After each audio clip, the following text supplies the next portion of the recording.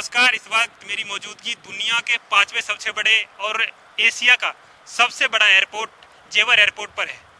जेवर एयरपोर्ट, जिसे Noida international airport भी कहा जाता है, नोएडा इंटरनेशनल एयरपोर्ट ही इसका नाम है, लेकिन क्योंकि ये जेवर में तो जेवर एयरपोर्ट, जैसे कि दिल्ली में तो दिल्ली एयरपोर्ट कह देते हैं, लेकिन उसका नाम है इंदिरा गांधी इंटरनेशनल एयरपोर्ट। उसी तरीके से इसका नाम जेवर एयरपोर्ट तो नहीं है, लेकिन लोग जेवर एयरपोर्ट कहते हैं।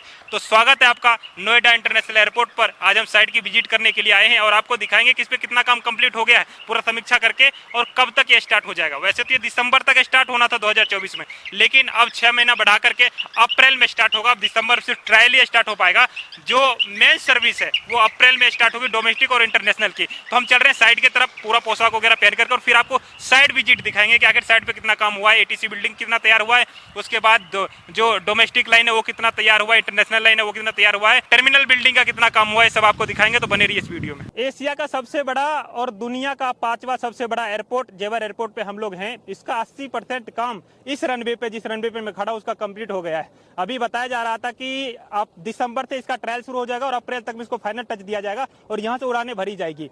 यहाँ से मैं आपको दिखा दूं, वो जो आपको दिख रहा है जहाँ पे क्रेन वगैरह खड़ा है, वो डोमेस्टिक पार्ट है, यानी कि जितना भी एक्सपोर्ट और इंपोर्ट का काम होगा वो यहीं से होगा। और ये सबसे बड़ी बात यह है कि इस एयरपोर्ट की सबसे खास बात यही है कि इस एरिया को डेवलप करने में वो वाला पार्ट बहुत अहम है, क्योंकि किसी भी एयरपोर्ट का जो बिजनेस कॉन्सेप्ट होता है वो बहुत मजबूत होता है, और जब तक वो मजबूत नहीं होगा तो एयरपोर्ट की कमाई नहीं हो पाएगी। इधर मैं आपको दिखा दूं, वो टर्मिनल बिल्डिंग लगभग 30 से 40% कंप्लीट हुआ है। अभी 60% काम इसमें रह रहा है।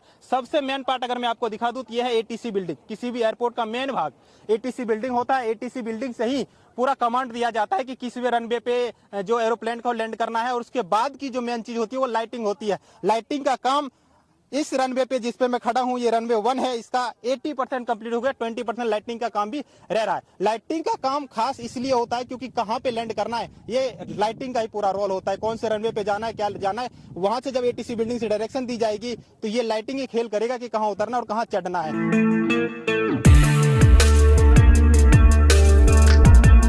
एटीसी बिल्डिंग का कितना काम हो गया होगा? देखो, एटीसी बिल्डिंग ऑलमोस्ट रेडी है फॉर हैंडओवर, और already airport authority of India की जो इक्विपमेंट है, जिसको ऑटोमेशन इक्विपमेंट कहते हैं, वो ऑलरेडी आ चुकी है। कई कमरों में है, अभी वो फिटिंग वगैरह करेंगे, वो टाइम लगता है, लेकिन प्रिटी मच कई एरियाज हैं जो क्रिटिकल एरियाज हैं वो रेडी हैं। लेकिन पूरा टावर अभी हैंडओवर नहीं किया हमने, क्योंकि ये स्टेप बाय स्टेप चलता है। सब कुछ एक ही बार में नहीं देते, तो हर एक चीज़ का स्टेप होता है। तो अभी आई कैन से कि स्टेप 1 और 2 बेसिकली जो इक्विपमेंट है कई कमरों में आ गया है, और वो जब से वो शुरू होगा, वो लगाएंगे, वो खत्म होगा, फिर आहिस्ता आहिस्ता बढ़ता जाएगा। तो tower is pretty much I would say almost complete. Trial कब से स्टार्ट हो जाएगा इसका? ट्रायल के काफ़ी कंपोनेंट होते हैं, एकदम से ट्रायल नहीं होता। तो पहले जो कंपोनेंट होते हैं वो बेसिकली हम उसको कैलिब्रेशन फ्लाइट कहते हैं। वो कैलिब्रेशन क्या करती है? कैलिब्रेशन चेक करती है कि तुम्हारा जो सारा इक्विपमेंट, नेविट्स या जो भी इक्विपमेंट, ILS जिसको हम कहते हैं, इंस्ट्रूमेंट लैंडिंग एक्सेट्रा, वो सारा कोऑर्डिनेटेड है अकॉर्डिंग टू द प्रोसीजर्स। तो उसको हम कैलिब्रेशन फ्लाइट्स कहते हैं। उसका प्लान है, अभी हम सितंबर में वो कर देंगे, और फिर नेक्स्ट प्लान आता है। उसके बाद जब वो सारे अप्रूव होते हैं, फिर आता है जो तुम किसी कमर्शियल एयरलाइन के साथ उनको ये एक्चुअल वो टेस्ट करते हैं। सो वो हम प्लान कर रहे हैं कि वो हम दिसंबर तक कर देंगे।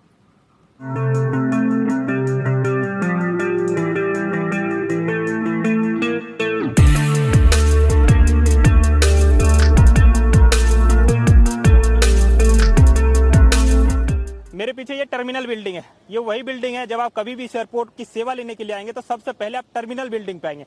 टर्मिनल बिल्डिंग वही होता है जहाँ पे आपका चेक इन होता है, आपके सामानों की चेकिंग होती है, आपका चेकिंग होता है, और आपका सामान कहाँ जाएगा, किस रनवे पे जाएगा, और आपको कैसे उस रनवे पर लेकर के जाएंगे, ये सारी सुविधाएं इस बिल्डिंग से अटैच होती है। इस बिल्डिंग पे जैसे ही आप बाहर आएंगे इस बिल्डिंग से, तो वो वहां पे आपको बस मिल जाएगी। बस आपको रनवे पे लेकर जाएगी कि आपको कहाँ जाना है, कौन से रनवे पे जाना है। जैसे कि आपको पटना जाना है तो पटना के लिए जिस रनवे पे फ्लाइट होगी वहां लेकर के आपको जाया जाएगा। तो पूरा खेल इस टर्मिनल बिल्डिंग का ही होता है। यहीं से मेन बिल्डिंग यही है इस एयरपोर्ट का। इसके बाद एटीसी बिल्डिंग से पूरा कमांड दिया जाता है पूरे एयरपोर्ट को।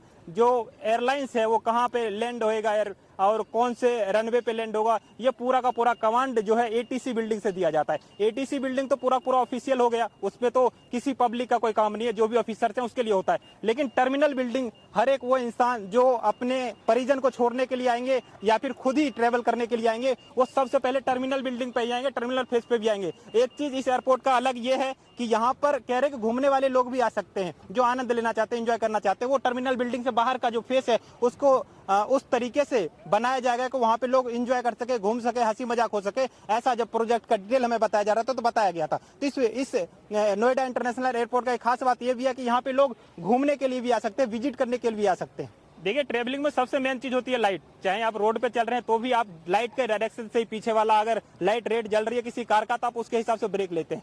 तो इसी तरह जब हवाई उड़ान होती है तो उसमें भी सबसे बड़ी मेन चीज जो है वो लाइट का है। तो ये जो आप लाइटिंग देख रहे हैं, ये जो मैं आपको दिखा रहा हूँ, ये टर्मिनल बिल्डिंग के सामने लाइटिंग है। ये लाइट है, यही जलती है रात में, तो ऊपर से पता चलता है कि हमें कहाँ पे लैंड करना है, हवाई जहाज को कहाँ लैंड करना है। ये पूरा डायरेक्शन जब एटीसी बिल्डिंग से जाता है तो ये लाइट ही दे पाती है, उनको लाइट के माध्यम से भी पता चल पाता है कि हमें यहाँ पे लैंड करना है और हमारा पोजीशन क्या है।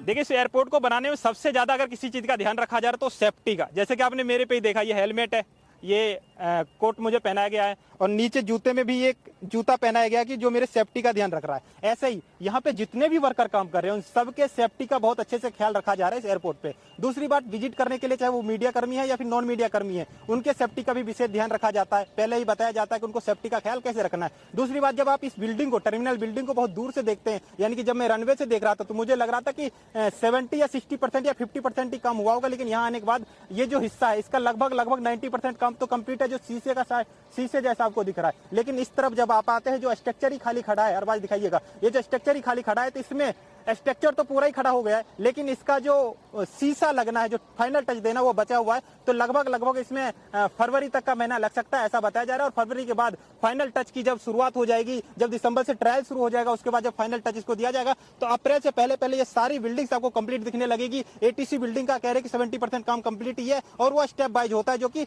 हो भी रहा है। तो ये इस एयरपोर्ट को ये फाइनल टच देते देते अप्रैल लग जाएगा और अप्रैल में यहाँ से उड़ानें शुरू हो सकती है।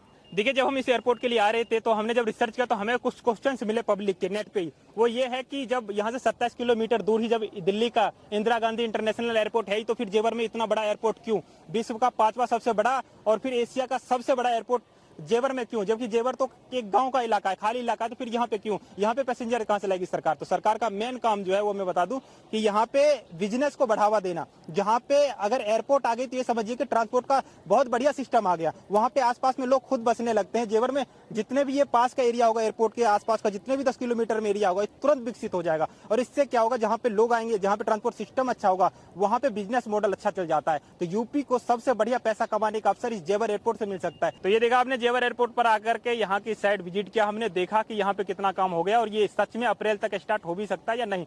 तो कुल मिलाकर के बातें ये कही जा रही है कि हो सकता है, क्योंकि अभी बहुत काम अभी रह रहा है। अगर आप देखेंगे कैमरा घुमाकर करवाज दिखाए तो बहुत काम रह रहा है। ऐसा नहीं है कि अप्रैल में शुरू हो जाए, लेकिन हाँ एक उम्मीद जताई जा रही है कि जो दिसंबर में शुरू होने वाली थी, 6 महीना और समय लेकर के इसको अप्रैल तक फाइनल टच देकर के शुरू कर दिया जाएगा। हालांकि जो दिसंबर में फाइनल टच देकर के शुरू करना था, तो अब दिसंबर में सिर्फ ट्रायल शुरू होगा और फाइनल टच अप्रैल में मिलेगा। अब देखना तो अप्रैल में होगा कि डेट और भी ज्यादा आगे बढ़ सकता है, क्योंकि मेरे हिसाब से तो बहुत काम अभी बचा हुआ है। हर बिल्डिंग का कुछ ना कुछ पार्ट बचा हुआ, कोई भी बिल्डिंग अभी पूरी तरीके से कंप्लीट नहीं है। रनवे का भी सिर्फ 80% काम कंप्लीट है और भी एक ही रनवे हमें अभी दिखाया गया है, बाकी 6 रनवे हैं। 6 रनवे का क्या हाल है वो हमें अभी नहीं पता। तो कुल मिलाकर के ये कह सकते हैं कि हो सकता है अभी डेट आगे भी बढ़ सकती है। खैर, कैसी लगी ये वीडियो कमेंट बॉक्स में जरूर बताएं। कैमरा पर्सन अरबाज खान के साथ संजय यादव, जेवर।